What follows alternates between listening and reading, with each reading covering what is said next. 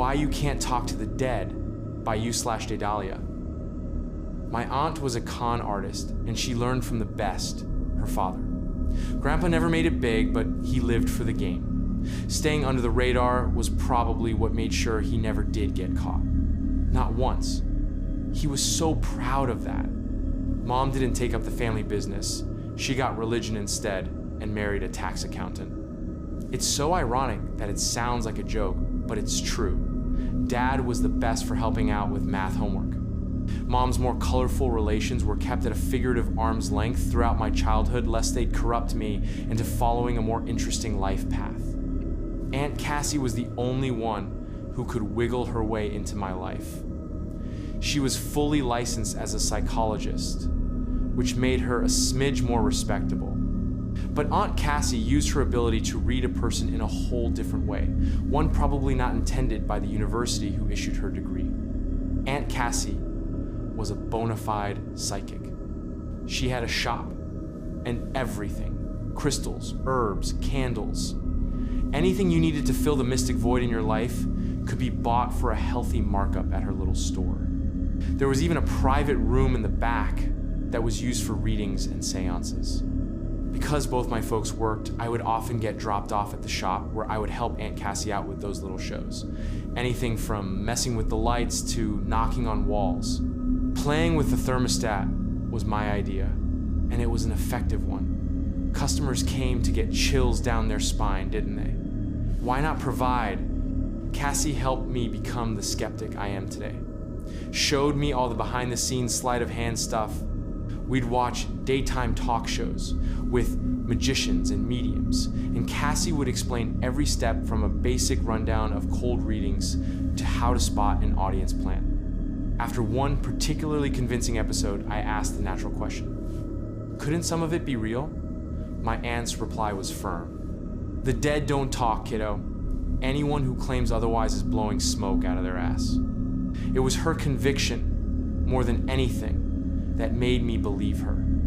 There was only one client I ever saw my aunt refuse. He was old, bald, and stooped. Took his hat off when he came inside and twisted it in his hands as he talked. Cassie tensed up immediately when she saw him. The man claimed to have worked in the prison systems, death row. He'd been responsible for carrying out the final punishments of the worst convicted criminals on the planet. In his old age, this tormented him, ate at his soul. He wanted Cassie to contact the souls of the ones he'd killed so he could apologize and beg forgiveness before he joined them. My aunt threw the most epic fit. I'd never seen her so mad. She hollered and threw things, shouting for him to get out, out, out, out, shut up, get out.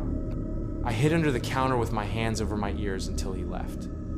Later, I thought her reaction was one of fear because of the man's job. An executioner has to be a con artist's worst fear. Eventually, I got found out. I wanted to put on a magic show for my folks, and stupidly, I thought I'd do a medium bit where I pretended to talk to Grandpa for Mom since she missed him so much. Huge mistake.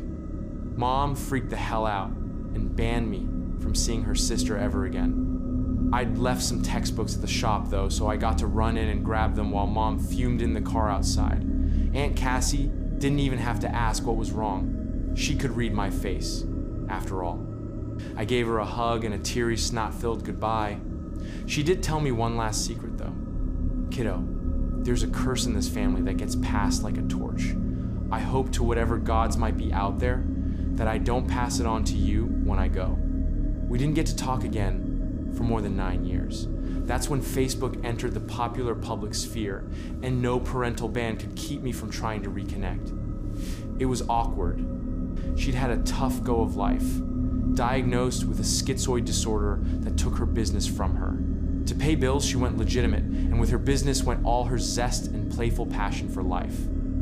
One day, I got home to a message waiting in my inbox that made my stomach drop to the floor. I love you, kiddo. Remember what I told you. I dialed her number, already crying. No answer. Didn't stop me from dialing again and again and again and again. I was too much of a mess to tell my mom. The police did that for me the next day. Car accident. Drunk driver. The funeral was a blur. Relatives I'd never seen in the flesh packed the church. I sat between my parents in the front row and racked my brain, trying to figure out what it was my aunt wanted me to remember. We followed the hearse to the cemetery in dead silence. The priest did the last little speeches, and then I was left alone by her headstone, still straining to remember. Snatches of my parents' conversation floated in and out of my attention span. If only Cassie hadn't been so cryptic. Expecting such a small turnout, it's a shame. Small turnout? That bothered me. The service had practically been stuffed to the rafters. I turned around to say something and finally understood. Behind my parents, there was a whole host of people, all standing and staring dead ahead. My parents weren't paying them the slightest attention. The priest muttered some soothing condolences and excused himself, walking right through the thick of the crowd without disturbing a single soul. At the head of the group, looking just like the day I'd seen her last, was Cassie. All the rest in peace sentiment in the world wouldn't have done her any good. Her mouth was wide, wide, wide open. And just like that, I knew. I know what the family curse is. I know why the dead don't talk. They're too busy screaming.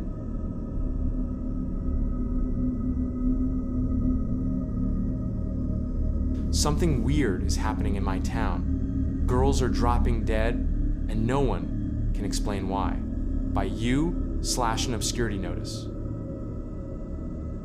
I never used to believe in karma. I believed the universe didn't care about justice, it just happened. But that was before my sister Allie's body was found. They discovered her in a ditch, leaves and mud in her hair, skin dulled and gray, glassy eyes reflecting the sky, so lifeless. It was hard to imagine my supernova of a sister, all laughter and energy gone from her eyes. No one could tell why a healthy 18-year-old girl died. The autopsy revealed absolutely nothing. The grief that overtook us was so enormous, it devoured the entire small town in its wake. The days and weeks that followed, things only got worse. The streets were empty. Our high school's halls were silent despite being filled with students. Shops closed early for lack of customers. Everyone carried the haunting in their faces. The death of a teenage girl in such a close-knit community was a terrible thing. When the second girl, Samantha, was found a few weeks later, in a field, her glassy eyes looking skyward, just like my sister, everyone came to the slow, horrible realization together: death had come to visit, but instead of leaving, it had chosen to stay. One, death without cause is a tragedy, but two was reason to panic. People stopped letting their daughters out of their sights, my mother included. I was 16, friendless, and a huge nerd.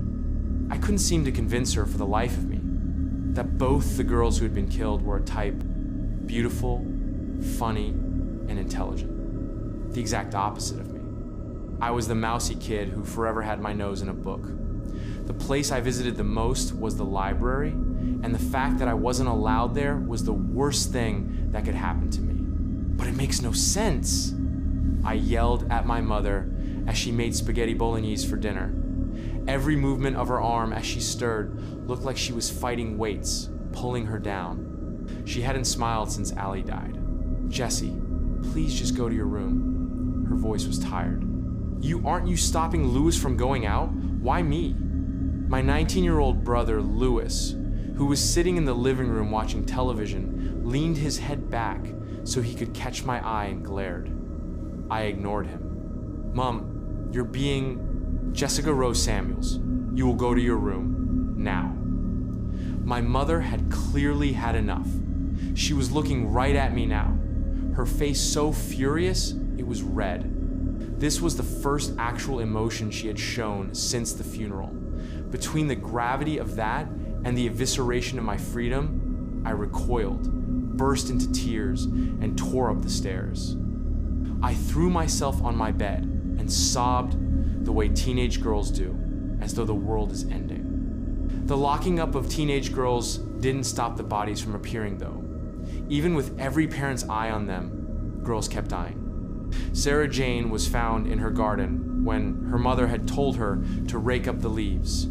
Elizabeth was found by the mouth of the woods by her house, when her mother was just in the kitchen, 100 feet away. No cause of death for any of them. Finally, our mayor called a meeting. All young women. She said in her calm, monotonous voice, must be accompanied at all times. They cannot be alone for 1 second. Parents agreed. All of us sat in mutinous silence, unable to articulate our anger and frustration. Even if we did, who would listen to us? This infuriating level of control still didn't stop death's chilling hand closing around life after life. Girls started dying in their beds, in locked houses. The FBI was called when the 6th girl, Anna, from my 6th period math class, was discovered dead in her bed. They questioned everyone. Since my sister was the first, they came to my house first. The officer who interviewed me was kind. Do you remember anything strange about the day your sister went missing? I shook my head. Number, she just ate breakfast and left for school early for swim practice. Was anyone following her? Was her behavior any different? No, I lied carefully. Everything was fine. In truth, Allie was behaving strangely, but I had only just realized it when the agent asked me about it.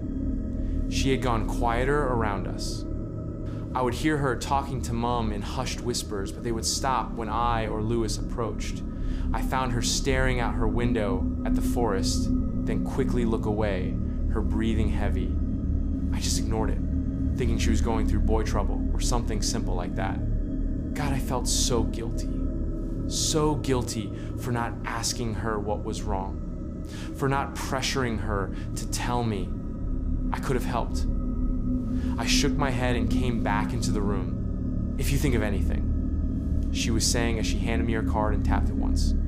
Just call this number. Look, I know this was stupid, but I was 16, had just lost my sister and fancied myself Nancy Drew. I lied because I thought I could do better, because I knew this town better than them, and she was my sister. I wish I hadn't. I wish I had let the FBI agents do their job. Instead, I found myself in my front garden, torch in hand, walking towards the woods across the road in the middle of the night. Between my mother's sleeping pills and my brother's excessive drinking to dull the pain, sneaking out was easy. Every sound made my bones rattle. The leaves under my feet, the sound of owls, a dog's howl in the distance. It didn't help that there was a fog beginning to set over the town. I pulled my thick winter jacket around myself harder. Just as I had crossed the road and reached the mouth of the woods, I heard it. It sounded like a baby crying. I should have turned at that very moment and run back home to the safety of my house and my family. I didn't. I stood rooted to the spot for a second. And then, almost as though I was hypnotized, I began to walk in the direction of the voice. I walked for what felt like hours. Our isolated little town was in the middle of 1,000 acres of forest on top of a mountain. The crying got louder. I heard it again and walked faster. The fog had almost set into the forest now, making it harder to see. The trees loomed, looking almost like figures in the dark, their branches limbs. I paused for a moment and suddenly the cry sounded like it was right by my ear. I jumped and nearly screamed. The torch fell from my hand and I scrambled to the ground to grab it, and my fingers closed around what I thought was the thin, cool stem of my small torch. Thinking I found it, I lifted it up but found it stuck. It was so dark I could see, and I just yanked. A second later, the torch rolled to my feet. But if that was my torch, I dropped what I was holding to slowly pick up my torch to shine it in the direction of what I had lifted. But before I could look, long, thin, cold fingers closed around my shoulders. My eyes widened. I turned around slowly. The chill from the fingers found its way into my bones. What I saw standing there that night in the forest, it still haunts my sleep every night. Its face was shrouded in a hooded cloak, the only thing visible. Its wrinkled, long-nailed, black hands. The creature stepped closer, bringing forth the darkness of its hood closer to my face, and a voice that sounded feminine, but in the most demonic of ways whispered, "Go home, child. You have not warranted a visit from us. Yet." It reached out to me, and I scrambled backward, fight or flight struggling inside me. My mind was racing. What are you? But somewhere inside, I knew. I knew what this was. Instead of waiting for an answer, I ran home. A terrifying scream trapped in my throat. I don't know how I made my way back home that night. I think I just ran where the forest took me. I followed my feet, my body shuddering, until I was home. I called the number the FBI agent had given me. I told her everything. Of what I had discovered in the woods, the crying baby. I must have sounded crazy, but she humored me anyway. The next day, they searched the woods, but they didn't find the creature I had found. They found something else, something worse. Shallow graves in the heart of the forest. The bodies of at least 100 infants, some already decomposed into skeletons, some decaying, and some as fresh as yesterday. It didn't take long after that for them to arrest my mother, and Samantha's mother, and Sarah Jane's mother, and Elizabeth's mother, and Ariana's mother, and Anna's mother. The newspapers are full of stories of witchcraft. They say my mother was a high priestess, that all the dead girls' mothers were involved in a coven-like cult that ate children, that generations of our families had been involved in this, and that was why we all stayed in this isolated town so high up in the woods. I don't know what to believe. All I know is I'm never, ever going to see my mother again. At least now, I do know now why my sister and the other 5 girls were targeted, why Allie was so spooked those last few days before she died. I think my mother had told her about the bodies in the forest and what she was doing with them. I also know why the causes of their deaths were never, ever determined. Karma was not in the habit of leaving fingerprints or evidence on its victims. But that isn't even the most terrifying thing about this. The thing that scares me most, even after all of these years, it was the last words of the demon in the forest, the thing I know to be karma. That I hadn't warranted a visit from it, yet.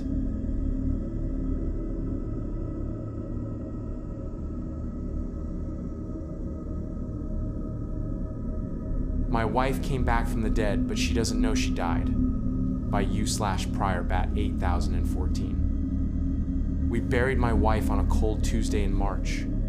The cancer had eaten her away until she was a whisper of the woman she used to be. The last thing she said to me, through cracked lips, was, "Don't let me be alone." I told her I wouldn't, but death doesn't care about promises. 3 days after the funeral, I woke up to the sound of the front door opening. I live alone. Or, I did. I grabbed the bat from under the bed and crept down the hallway. The smell hit me first. Honeysuckle and lavender Sarah's scent. Then, her voice. "James? Why is it so dark in here?" She was standing in the living room like she'd just gotten home from work. Same jeans, same flannel shirt, same slight smile, except she'd been buried in a white dress. I chose it myself. Her favorite. I didn't speak. Couldn't. I just dropped the bat. "Babe?" she said again, walking closer. I saw no scars, no rot, no sign she'd been underground. She was perfect. But there was something wrong with her eyes. They looked at me like they remembered me, but couldn't quite place me. "Sarah?" I finally managed to whisper. "Of course it's me," she laughed, but it sounded rehearsed. "What's wrong, James?" I lied. I told her I was just tired. I told her I missed her. I told her I loved her, and when she wrapped her arms around me, her skin was cold. That night, she climbed into bed beside me, her breathing shallow and mechanical. Every once in a while, she'd whisper my name like she was practicing it. "James, James, James." Like she wasn't sure it belonged to me. I didn't sleep. Over the next few days, she acted like nothing had happened. Cooked dinner, watched reruns of shows she loved, but she didn't eat, didn't blink, and she never left the house. I checked the cemetery. Her grave was still there, undisturbed. The caretaker swore nobody had touched it. Then I found the photo. It was on my phone, timestamped at 3:17 a.m. 2 nights ago. A picture of me sleeping, her face barely visible in the mirror behind me, smiling, watching. I didn't take that photo. I confronted her. I had to. "Sarah," I said, holding up the phone, "what is this?" She looked at it like it was a foreign object. "Why would I take a picture of you sleeping? That's what I'm asking." She tilted her head like a puppet unsure of its strings. Then she smiled. "Maybe you took it yourself. People do strange things when they're grieving." That night, I locked the bedroom door. At 2 a.m., I heard scratching. Not on the door, from inside the closet. I haven't opened that closet since. She's still here, every day, pretending. But there are cracks. Her smile stretches too wide now. Her voice sometimes echoes, even when she's standing right next to me. She hums a lullaby we never knew, one that makes my nose bleed when she sings it too long. I think whatever came back isn't her. It wears her face, remembers her laugh, mimics her habits, but it isn't Sarah.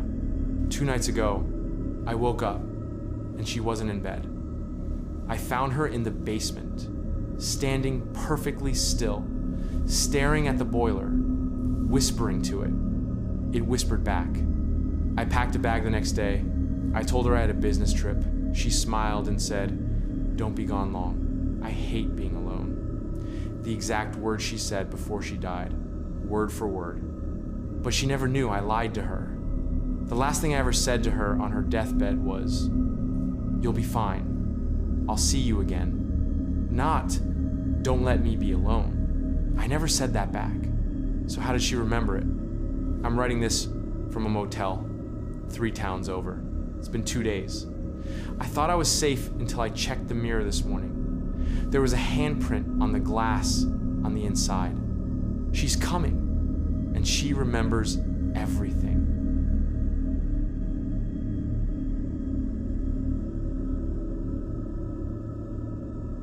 I went in for surgery. What the doctors found will haunt me forever. By you/Ritsler. Ever since I can remember, I've always been a chronically ill child. I've been in the hospital more times than I can count, and I take a dizzying amount of medications that requires not 1, but 2 pill boxes to keep it all straight, and to accommodate all the pills, which often puff out the lids. I was the kid who spent his summers inside on a respirator, because I always seemed to be gasping for air. When I use an inhaler, I often felt worse, like someone was jabbing me in the lungs with tiny needles. My bones were unusually brittle, not enough to be diagnosed with brittle bone disease a la Sam Jackson in Unbreakable, and the incredibly goofy Glass, but enough to help keep my family doc in booming business. I threw up often, but amid the bouts of chronic nausea and fatigue, I always felt hungry. My immune system was running a constant marathon, and I had no idea how my white blood cells kept the pace up enough to keep me living. It didn't seem to be cancer or some other autoimmune disease, but it was something. I was poked and prodded by every type of specialist and house-level medical genius, but not one of them could come up with a complete diagnosis for all the weird issues I had. So instead, they blasted me with a shotgun full of diagnoses and just watched to see which ones would stick. In my case, the idea of a differential diagnosis instead became, well, do you have a better idea? Thankfully, my parents had good medical insurance, and I was young enough to not have to worry about transitioning out of it anytime soon. I was fairly certain the insurance office regarded me as a bomb that was ready to go off at any time. During my sickest days, I'm pretty sure my parents even wondered if I would be better off dead. After all, what kind of a life can a child have when most of their life is spent in the hospital? I had made it to high school mostly intact and was fudging my way through a reading quiz about A Tale of Two Cities. I only read the back cover of the book during Mrs. Lewandowski's class when I felt a terrible pain from my stomach. I hunched over at my desk, and Mrs. Lewandowski, aware that I basically went to the student clinic every week with a bizarre complaint, let me out of class to phone my parents. "He's gonna spew," I heard Harold Kramer say as I left the class. I pressed my forehead into the cold steel of the lockers as I phoned my mom. Within a half hour, we were in the ER, and I was again being poked and prodded by the staff who I mostly knew on a first-name basis. After several bouts of testing, it was determined that my appendix was being an asshole and had to go. "Great. He's overdue on rent," Dr. Landis said with a chuckle. Despite the fact that I've been chronically ill, I've managed to avoid needing much in the way of surgery. From how the doctors explained it to me, my body seemed to anatomically sound, but it was like something else was getting in the way of my organs, making them work less efficiently than they should be, but not enough to be a liability. I didn't really care, as I just preferred to avoid getting sliced open. The surgery I did have had mostly been to fix fractured bones, and after a while, I just avoided any and all physical activity, so I never had to go through that again. They prepped me for surgery, and I was able to spend some time with my mom, who wasn't as worried as a normal mother would be in the same situation, most likely because of how often we'd been through this before. Dad was on his way from work and would likely be there when I woke up. They gave me the gas, and I was out. When I woke up, things became incredibly strange. I was really groggy and out of it for a while, but the most surprising thing was that the doctor said I needed chemotherapy right away. I never felt so sick in my life as they pumped me full of the poison right after coming out of surgery, no less. I began to genuinely worry that this could be the end. Had I had cancer all along and they never caught it? Were my insides filled with tumors? My mom looked white as a sheet in the chair next to my bed. All she would tell me is that the doctors found out what was making me sick and this would help. I was getting mad. My dad wasn't there yet, and I couldn't understand what was happening. Getting chemotherapy after your appendix was removed did not seem to be the norm. In between severe bouts of vomiting, I drifted in and out of sleep, and a fever I had never experienced before. This had to be the end. I had nothing left to give. My vomiting turned into sick, dry heaves and empty retches. I could feel my throat cracking from the effort. I'm not sure how many days passed in the ICU, but one day, I woke up and Dr. Landis was sitting next to me. "Dr. Landis," I whispered. "The hell's going on with me?" "Hey there, champ," he said casually. It looked like he too had been through the ringer. Though I had felt terrible before, I was feeling a bit better. "That's why I'm here," he said. He took off his glasses and rubbed his eyes. I'm not exaggerating when I say that. In my 20 years of medical practice, not once have I ever seen anything remotely like this in my life. I've called around, nobody has. I felt scared and drew the thin hospital covers closer to myself. What the hell could it be? Have you ever heard of parasites? I thought back to biology class. Yeah, I don't know a lot, but I know they have a host that they feed off of in some way. Right, Dr. Landis said with a heavy sigh. Well, it turns out you had parasites living inside you. Normally there are spots parasites can commonly be found. On x-rays, for example, they may show up as a mass in the stomach or larvae in the lungs. I winced at the disgusting thought that something else had been living with me all this time. Something I couldn't see. The thing is, Dr. Landis said, and then stopped. Your parasites are unlike any ever encountered. They were moving around inside of you. Actively moving around, living in different parts of you. I didn't understand. Wouldn't I have felt them? Not with how small they were, but it's hard to explain. They were living inside of you, boy. They were like the stowaways in that book, The Borrowers, he said with a sick laugh. I shuddered. What do you mean? It would be easier to show you, but it won't make understanding any easier. He reached into his white coat and pulled a small vial out of his breast pocket. He handed it to me and said, "This is what's been living inside of you." It wasn't a what, it was a who. Inside the small glass vial, on the very bottom of the container, was an almost imperceptibly small humanoid, naked and devoid of any kind of hair. I couldn't believe it. As I turned the vial, the tiny fleshy blob rolled around like a corpse, with hands and feet, if you could anatomically refer to them as being the same, splayed out like a rag doll. A tiny, naked, human-like figure had been living inside of me. I could hear my heartbeat kicking up on the monitor next to my bed. Dr. Landis patted me on the shoulder and took the vial back into his jacket. We're sending samples of them to labs around the world, hoping we might be able to get some answers. Your brittle bones were a result of them hollowing out your bones from the inside. They fed on your bone marrow and would eat away at parts of your organs. On a microscopic level, you wouldn't show any damage until years had gone by because they were so small. That's what happened to your appendix. It wasn't just infected, part of it was gone, eaten away.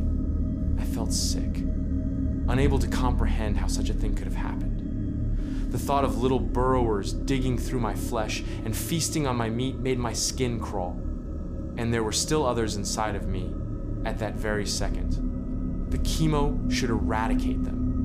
We'll do a full body x-ray in the morning, and hopefully we'll be able to see a full picture of just how many there were. I've explained it to your parents, but we'll be keeping you under close observation until we know you're in the clear. What will happen to the bodies inside me, I asked. Well, once they're dead, your white blood cells should be able to finish taking care of the remains, and whatever's left should be absorbed or pass on through, he said with a grim smile. Dr. Landis? I asked. Yeah, son? Where did they come from? We don't know. Nobody knows. I fell back into my pillow as Dr. Landis left, understanding why my mother's face had been so white. Jesus Christ, they had been eating away at me for years. Even though I've been given a clean bill of health now, there's one thing I'll never be able to answer, something that will haunt me forever anytime I feel a random pain in my body or come down sick from another infection. How the hell did they get inside me?